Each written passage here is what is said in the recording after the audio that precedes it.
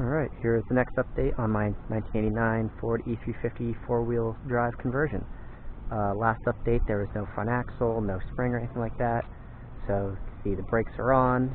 I have a Dana 60 off of a 2003 Ford F350 Super Duty.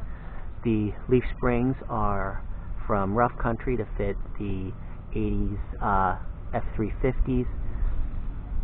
I also used the front spring mounts and rear leaf spring mounts from the rough country Super Duty 2.5-inch lift kit.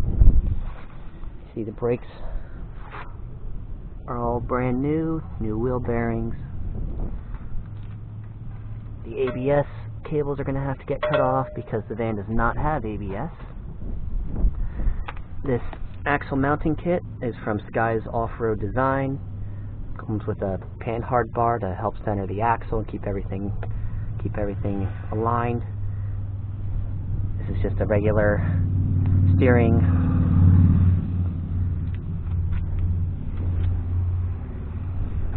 Overall, it comes to about 12 inches of lift.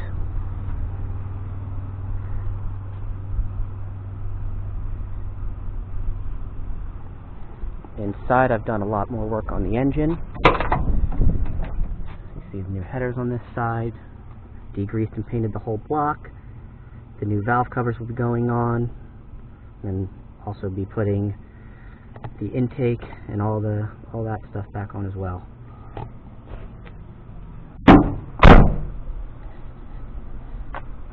Still have to figure out what I'm doing as far as shock mounts and then steering stabilizer.